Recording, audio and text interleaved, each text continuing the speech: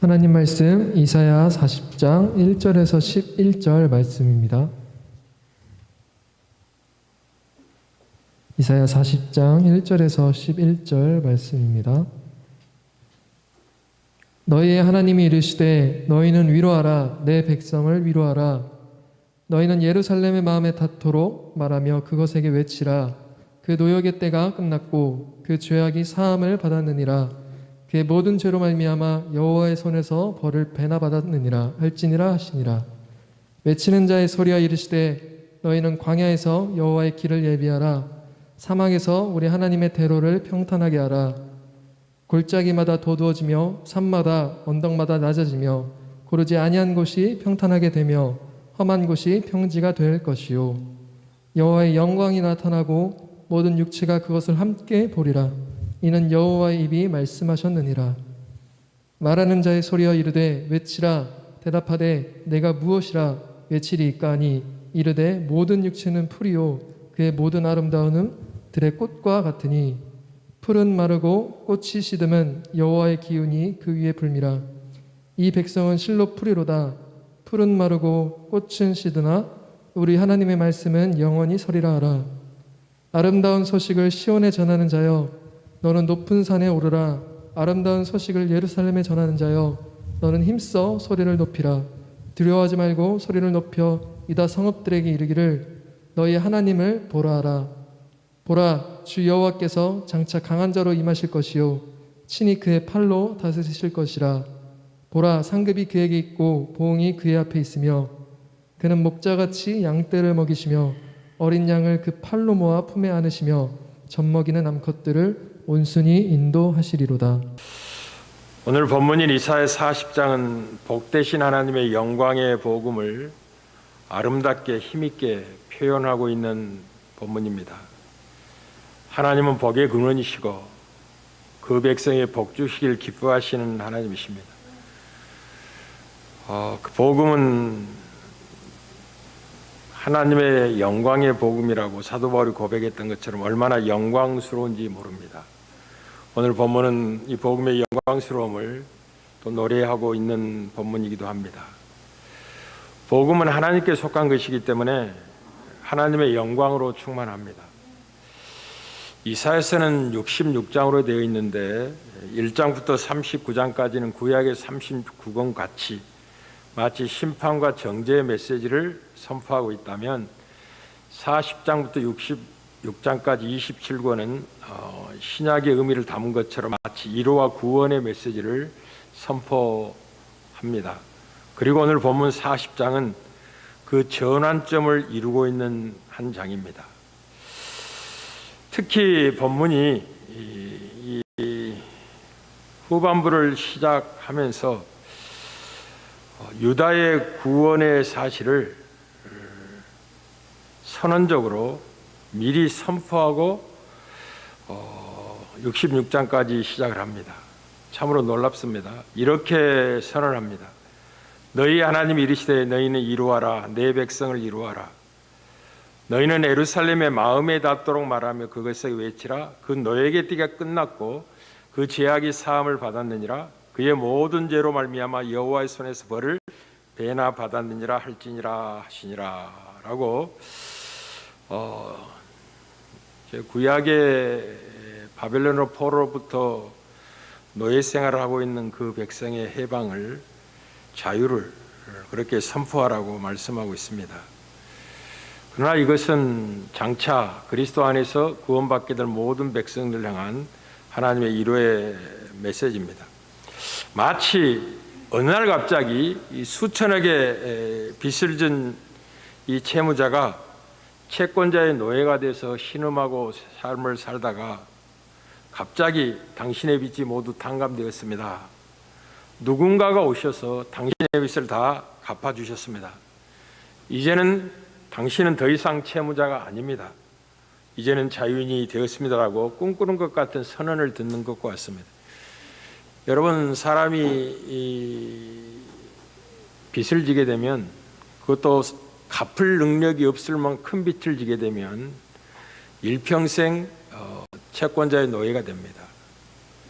전화 소리만 와도 두렵고 가슴이 쿵탕쿵탕 걸립니다. 이 사람이 힘든 것 중에 제일 힘든 것이 빚쟁이에게 시달리는 겁니다. 뭐 빚을 달라고 하는 사람 입장도 충분히 이해하죠.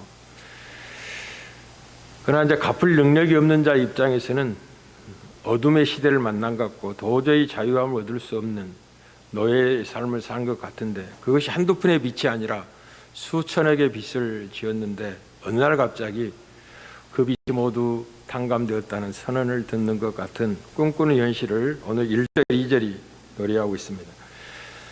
이때 이 채무자는 당연히 생각할 것입니다. 도대체 누가, 왜, 어떻게 이런 은혜를 베풀었는가 생각하지 않겠습니까? 당연히 생각을 해야죠. 사람이죠.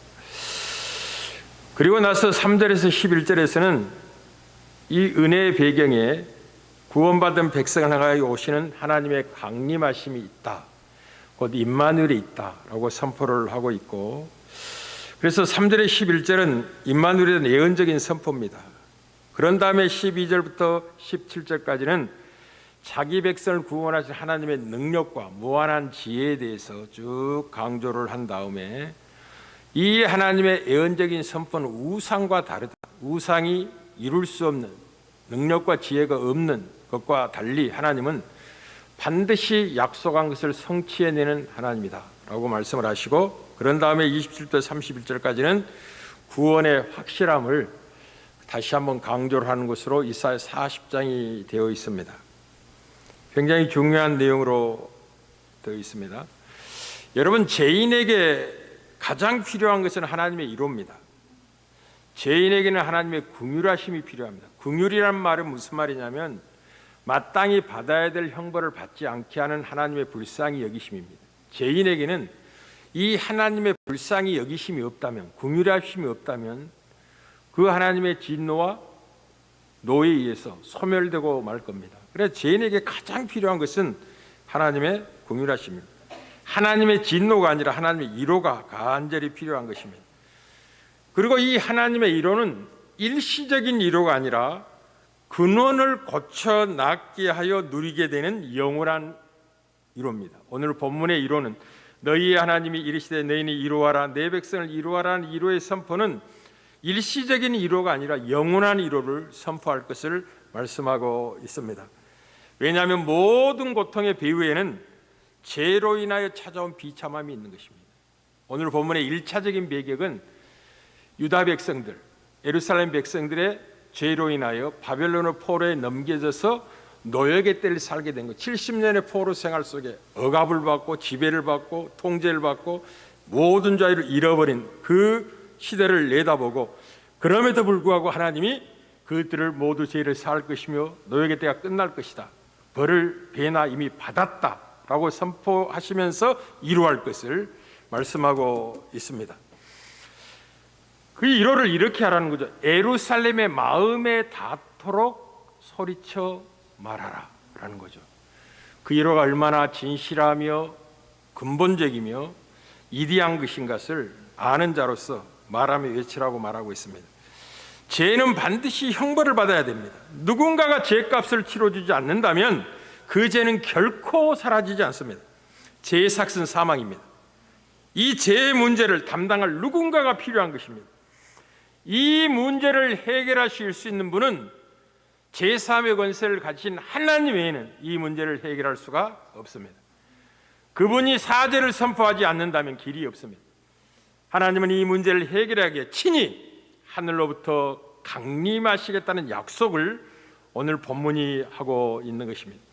모든 육체가 하나님의 영광을 볼 수 있도록 사람의 몸을 입고 이 땅에 오실 것이라고 예언을 하고 있는 거죠. 5절입니다.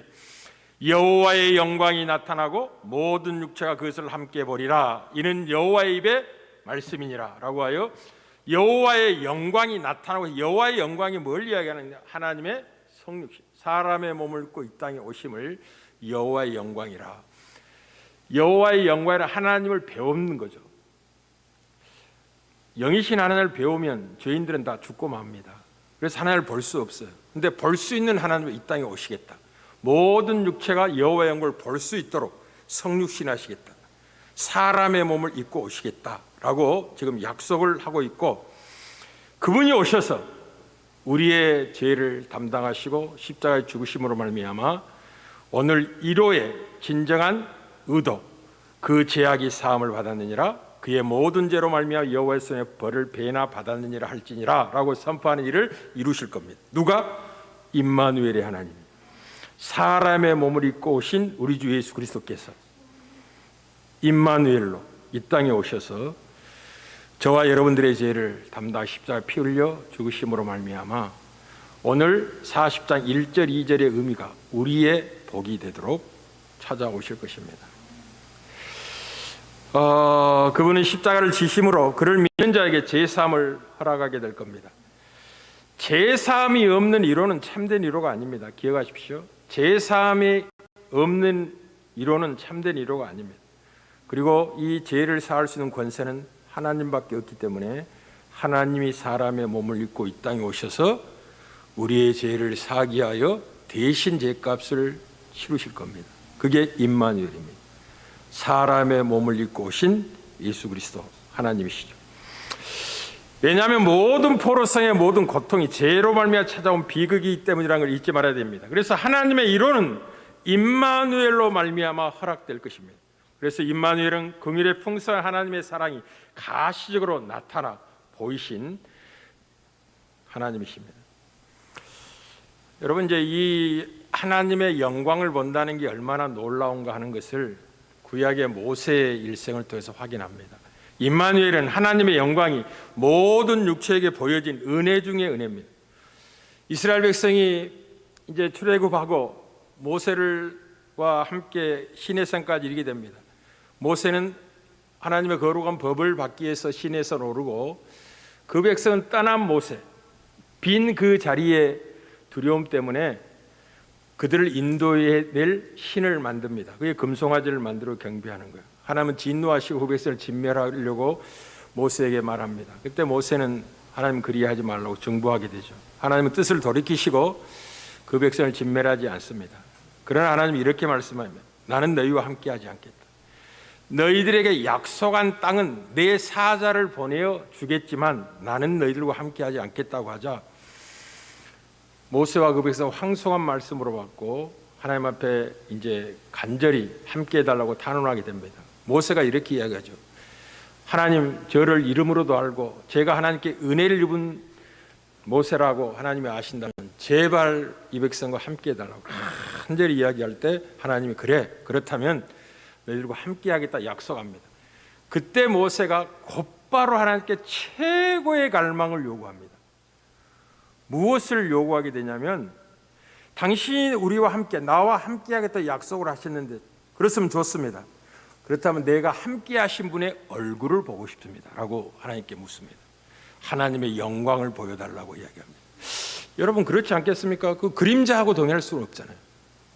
함께 하는 분의 얼굴이라도 보고 동행해야만이 좀 신뢰도 커가고 그렇지 않겠습니까? 어떤 의미에서 모세의 갈망은 당연한 갈망이었고 당연한 요구일 수 있습니다. 그러나 구약적인 입장에서는 하나님의 얼굴을 보면 죽습니다.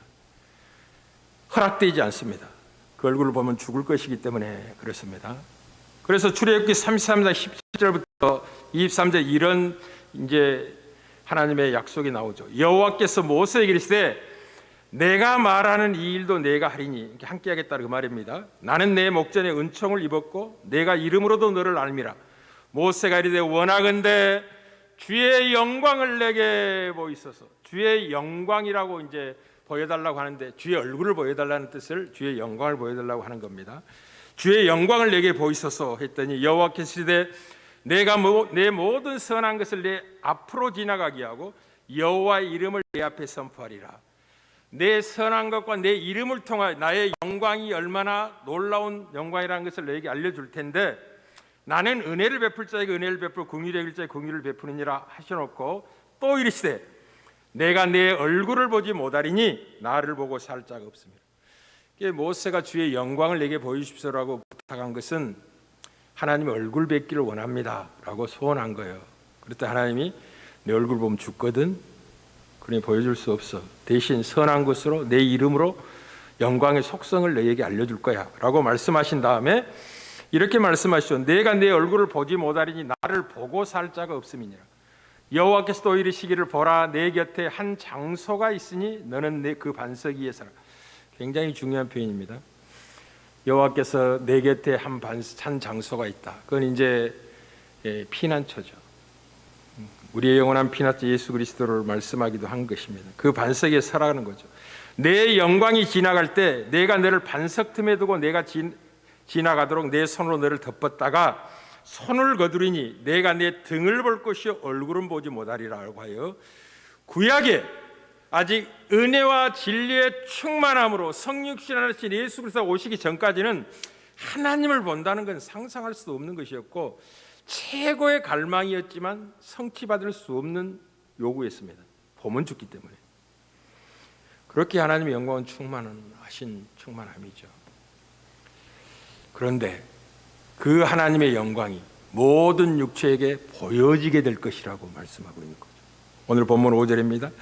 여호와의 영광이 나타나고 모든 육체가 그것을 함께 보리라. 쉽게 말해 하나님이 보이는 모습으로 우리 가운데 오실 것이라는 거죠. 성육신하실 것이다. 이게 여호와의 입의 말씀이라고. 이 여호와의 입의 말씀이란 말이 얼마나 중요한 표현인지를 여러분이 알고 계셔야 돼요. 조금 이따 그 문제는 다루도록 하겠습니다. 자, 예수님이 이 땅에 오신 것은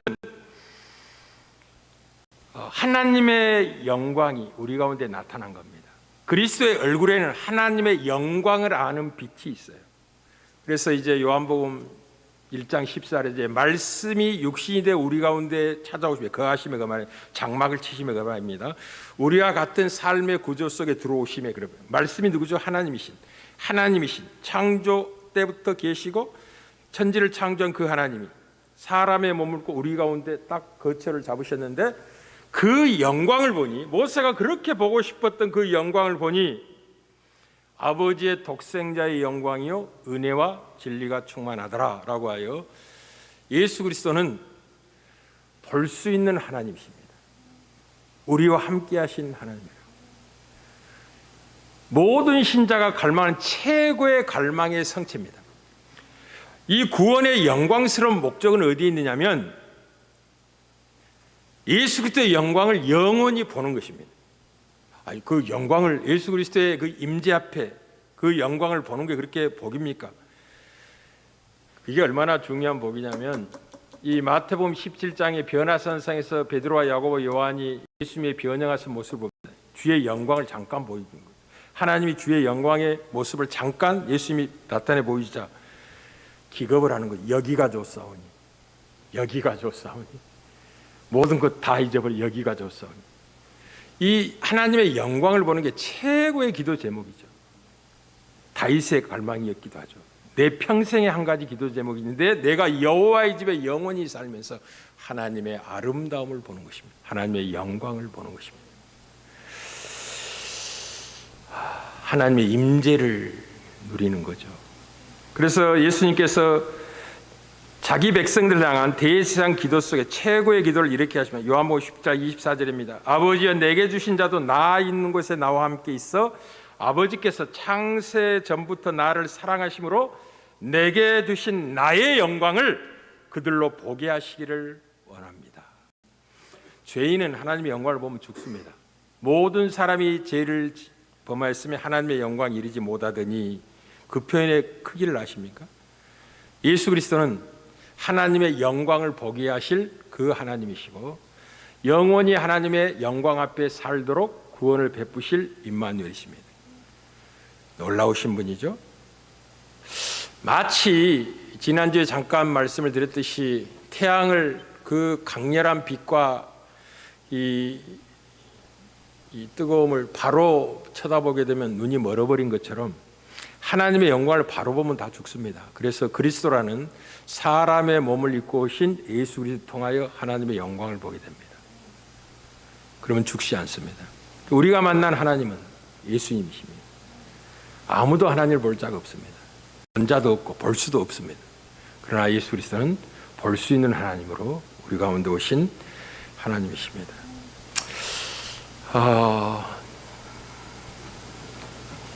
그리고 이제 이렇게 예언을 합니다. 그 임마누엘이 오시기 전에 광야에 애치는 자의 소리가 있을 것이라고. 여호와의 길을 예비하는 자가 있을 것이라고. 이게 세례요한입니다. 하나님의 영광이 현현하기 전에, 하나님의 영광이 사람의 몸을 입고 우리에게 나타나게 보이기 전에 그 길을 준비하는 자가 있을 것이다. 그게 광야에 외치는 자의 소리입니다. 광야에서 여호와의 길을 예비하라. 사막에서 우리 하나님의 대로를 평탄케 하라. 골짜기마다 도두지며 산마다 언덕마다 낮으며 고르지 아니한 곳이 평탄하게 되며 험한 곳이 평지가 될 것이라 라고 말씀하시므로, 신약이 오면 하나님의 영광인 예수 그리스도가 나타나기 전에 누가 먼저 등장해요?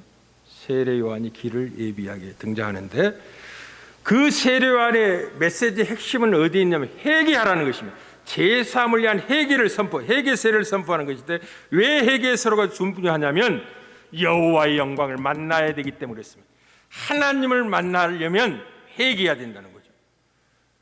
구원의 주를 만나려면 먼저 회개해야 된다. 이 문제는 다음 주에 다루겠습니다. 이 임마누엘, 하나님과 동행하기 위해서는 어떤 용기가 필요한지를 다음 주에 좀 살필 때 이 문제를 좀 집중적으로 다루도록 하겠습니다. 그리고 이사야 선지자를 통해서 이제 임마누엘은 강한 자로 임하실 것이라고 약속을 하고 계십니다. 아름다운 소식을 시온에 전하는 자여, 너는 높은 산에 오르라. 아름다운 소식을 예루살렘에 전하는 자여, 너는 힘써 소리를 높이라. 두려워하지 말고 소리를 높여 유다의 성읍들에게 이르기를 너희의 하나님을 보라 하라. 보라, 주 여호와께서 장차 강한 자로 임하실 것이요. 예수 그리스도는 강한 자로 사단의 세력을 꺾고 강한 자의 손에 붙잡힌 자를 자유케 하게 하여 해방시켜요. 강한 자로 이 땅에 임하실 것입니다. 친히 그의 팔로 다스릴 것입니다. 그리고 그에게는 상급과 보응이 있을 겁니다. 이 말이 얼마나 여러분에게 복이 되고 힘이 되느냐 하면 이런 말입니다.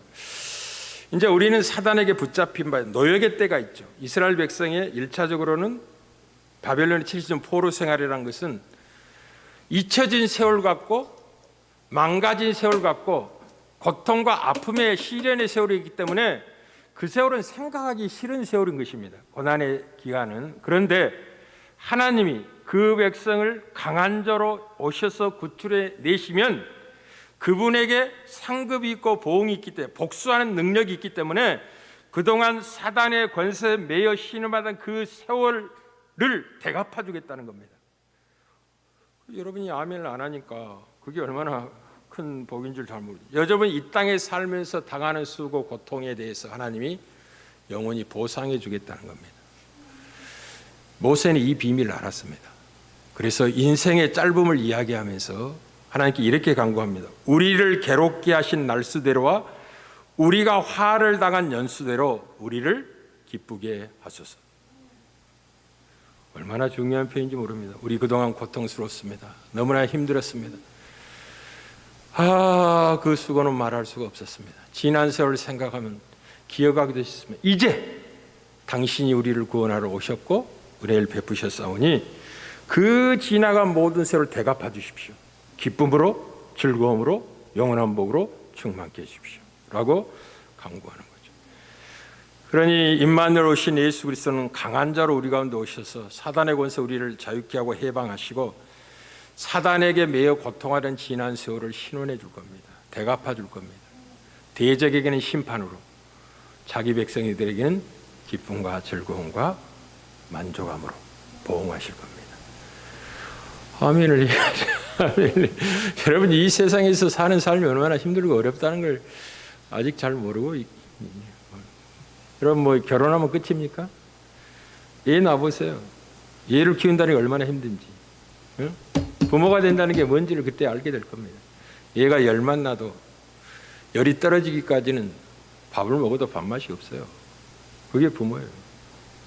학교 가면 집에 돌아오기까지 안전이 보장됩니까? 그게 부모예요. 그래서 속이 타들어가는 겁니다. 부모의 마음이. 그러면서 이제 하나님의 마음을 배우는 거죠. 하나님은 어떻게 우리를 사랑하시고 애달프게 우리를 구원하셨는지를 알게 되는 거죠. 또한 임마누엘은 자상한 목자 같은 분이 될 것이라고 예언하고 있습니다. 목자는 자기 백성을 인도하여 다스리고 보호하시는 하나님이시죠. 그분은 우리를 먹이시며 그 팔로 우리를 모아 품에 안으시며 젖먹이는 암컷들을 온순히 인도하는 것처럼 새롭게 회복된 그 백성을 영원한 나라로 인도하실 것입니다. 이 목자 같은 임마누엘을 생각하면 시편 23편이 생각납니다. 시편 23을 자주자주 말씀을 붙들고 되뇌시길 바랍니다. 그러니 사랑하는 성도 여러분, 여호와의 영광이 나타나고 모든 자 그를 함께 보기 전에 먼저 주의 길을 예비하는 외친 수가 있을 것을 예언하고 있다는 것을 기억하시고, 그것이 신약이 오면 곧바로 성취되었다는 걸 알게 될 겁니다. 무슨 말이냐면 이 하나님의 약속, 예언의 선포는 인간과 다르다는 겁니다. 그것을 무엇으로 보장하냐? 영원한 말씀으로 임마누엘은 보장을 확증시키고 있는 겁니다. 이렇게 확증합니다. 말하는 자의 소리에 외치라. 대답하되 무엇이라 외치리까 하니 모든 육체는 풀이요 그의 모든 아름은 들의 꽃과 같으나, 풀은 마르고 꽃은 시들 겁니다. 그러나 우리 하나님의 말씀은 영원히 서리라고 예언함으로 말미암아서 인간의 한계와 하나님의 말씀의 영원함 사이를 대조하면서 그 영원한 하나님의 말씀이 임마누엘의 보증이 될 것이다 라고 말씀을 하고 있는 겁니다. 이게 이제 여러분의 삶에 얼마나 중요한 것이란 걸 들어보세요. 이 하나님의 말씀과 하나님의 행동은 하나입니다. 기억하십시오. 하나님의 말씀과 하나님의 행동은 하나입니다. 마치 창세기 1장에 하나님이 빛이 있으라면 빛이 있었고 라고 했을 때 그 말씀은 하나님이 먼저 빛을 창조 있으라고 말해놓고 그 다음에 이제 빛을 어제 끄집어 왔다는 말이 아니라 그 말씀 자체가 빛이 되게 하셨다는 거예요. 말씀하시고 그 말씀을 이루게 2차적인 부수적인 행동을 해서 빛이 있게 한 게 아니고, 빛이 있으라 말씀하는 순간 빛이 있게 된 겁니다. 그 말씀이 곧 하나님의 행동이고 능력이었다는 거죠. 그게 하나님의 말씀의 신비입니다. 말씀 자체가 빛을 불러왔다는 말씀이고, 하나님이 누군가의 이름을 부르면 바로 그 부르는 순간 그 사람의 그 사람됨이 형성이 됩니다. 마치 아브라함을 아브라함으로 부르는 순간 노부부의 생리학적인 연약함에도 불구하고 믿음의 조상이 되라고 약속하신 대로 믿음의 조상이 됩니다. 우리를 위하여 시간의 과정을 보여주는 거지, 하나님이 과정이 필요해서 시간을 보여주는 게 아니에요. 우리를 이해시키기 위해서. 하나님 말씀하신 말씀이 곧 성취예요. 그런데 그 성취를 우리는 시간의 개념 속에서 확인할 수 있기 때문에 하나님이 우리를 위해서 시간을 요구와 시간을 필요로 해서 보여주는 거지, 하나님 말씀 자체가 곧 능력이며 하나님 말씀이 곧 행함입니다. 그래서 하나님의 음성이 일으키는 역사가 곧 하나님의 행하시는 역사예요. 자, 이것이 얼마나 중요하냐 하면, 자, 지금 이렇게 보증을 하고 있는 임마누엘, 하나님의 영광이 나타날 거야. 여호와 입의 말씀이야. 근데 그 입의 말씀은 영원한 말씀이야. 사람과 달라. 사람은 풀과 풀의 꽃과 같이 시들고 말라버릴 거야. 그러나 하나님의 말씀은 영원하기 때문에 입에서 나오는 순간 성취가 될 거야. 반드시 이루어질 거야. 730년 전에 예수가 태어나고 임마누엘 오시지만 그 시간은 하나님에게는 필요 없는 시간입니다. 우리에게 필요한 거예요. 우리에게. 우리를 이해시키고 확인시키기 위해서. 그러나 하나님의 약속은 1000만년이 지난다 할지라도 반드시 성취되기 때문에 말씀 자체가 곧 성취며 말씀이 곧 행동입니다.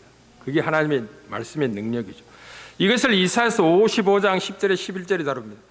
마치 비와 눈이 하늘에서 내려서 땅을 적셔 싹이 돋아 열매를 맺게 하고 씨 뿌리는 사람에게 씨앗을 주고 사람에게 먹을 거리를 주고 나서야 그 근원으로 돌아가는 것처럼, 나의 입에서 나가는 말도 내가 뜻하던 바를 이루고 나서야, 내가 하라고 보낸 일을 성취하고 나서야 나에게로 돌아올 것이라고 하여, 하나님이 한번 말씀하신 것은 그 뜻을 다 이루고야 하나님께 되돌아옵니다.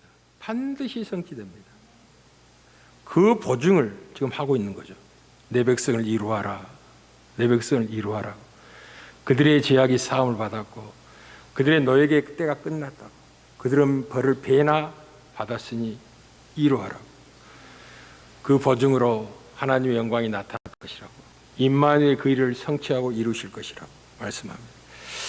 그래서 이 하나님의 말씀은 뜻을 이루지 못하는 법이 없습니다. 주님은 말과 행동이 하나이기 때문에 그렇습니다. 그래서 임마누엘이 이 사실을 분명히 증언하는 거죠. 창조주 하나님은 처음부터 말씀을 통해 행하시는 하나님인 걸 기억하십시오. 그래서 하나님과의 동행은 하나님의 말씀과 동행하는 것과 같습니다. 잘 들으시면 하나님은 말씀으로 역사하시고 우리는 그 말씀에 순종함으로 하나님과 동행을 누리는 것입니다. 다시 말씀드리겠습니다. 하나님은 말씀으로 역사하시고 우리는 받은 그 말씀에 순종함으로 하나님과 동행을 누리는 겁니다. 임마누엘을 누리는 거예요. 주님은 이 사실을 이렇게 알린 거예요. 나의 계명을 가지고 지키는 자라야 나를 사랑하는 자니 나를 사랑하는 자는 내 아버지께 사랑을 받을 것이요 나도 그를 사랑하여 그에게 나를 나타내리라. 여러분이 주님이 여러분과 함께 하시는 임마누엘 하신다는 걸 무엇으로 확인할 수 있냐? 여러분이 하나님의 말씀에 순종해 보십시오. 순종할 때 주님이 나와 함께 하신다는 걸 알게 됩니다. 순종이 능력이라는 걸 알게 돼요. 불가능한 것 같은데 순종했더니 일이 성취되는 거예요. 희한합니다. 그래서 여러분이 강단에서 메시지가 선포되면 여러분의 생각으로 불가능하다고 그래서 제가 이렇게 하시면 안 돼요. 믿음이 있다면 그때 아멘 딱 하면 그 말씀이 곧 성취로 나타나게 되는 거예요. 참 놀라우신 일입니다. 이 임마누엘의 비밀을 이제 누가복음 1장이 깊이 다루고 있습니다. 천사 가브리엘이 나타나서 마리아에게 이렇게 얘기합니다. 은혜를 입은 자여 평안할지어다 하나님이 너와 함께 하시니라 라고 말씀해 놓고 하나님의 성령이 내게 임하시고 지극히 높으신 능력이 너를 덮으시리니 너에게 태어날 자는 하나님의 아들이라 거룩한 자라 칭함을 받을 것이라고 성령으로 잉태하여 아들을 낳을 것이라는 예언의 말씀을 하면 누가 와서 천사 가브리엘이 그렇게 하는 거예요. 그때 인간의 이성으로는 아니 남자를 경험하지 못한 여자 마리아가 잘 알고 있잖아요. 어떻게 애를 낳겠어요? 그러니 의심이 들 수밖에 없죠. 그때 가브리엘이 이렇게 이야기합니다. 대저 하나님의 모든 말씀은 능하지 못할 일이 없느니라 라고 말하자 마리아가 이르되 주의 여종이오니 말씀대로 내게 이루어지기를 원합니다 라고 고백을 하자 천사 가브리엘이 떠납니다. 그리고 잘 들으셔야만 합니다.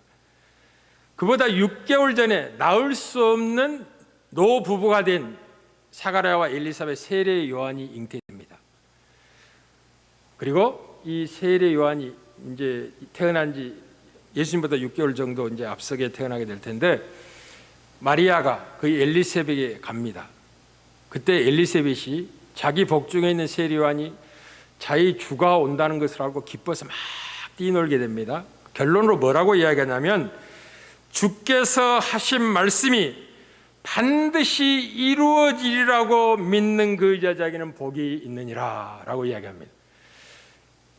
천사 가브리엘을 통해서 하나님이 뭐라고 말씀하셨죠? 성령으로 네가 아들을 낳을 것이라는 거죠. 임마누엘의 탄생이 있을 것이라고 약속했는데 믿을 수 없는 것이지만 하나님의 모든 말씀이 반드시 이루어지리라고 믿는다면 네가 복이 있을 것이라고. 여러분의 복은 어디에 있다고요? 하나님의 말씀에 순종하는 데 있습니다. 순종은 그 말씀대로 되어질 것을 믿는 자가 행하는 것입니다. 하나님의 말씀은 하나님의 뜻은 실패하지 않습니다. 반드시 성취됩니다. 그래서 여러분의 영광은 하나님의 말씀대로 사는 데 있습니다. 말씀에 순종하는 삶에 있습니다. 그게 여러분과 함께 하시는 주와 동행하는 비밀입니다. 누리는 은혜가 있기를 주의 이름으로 축복합니다.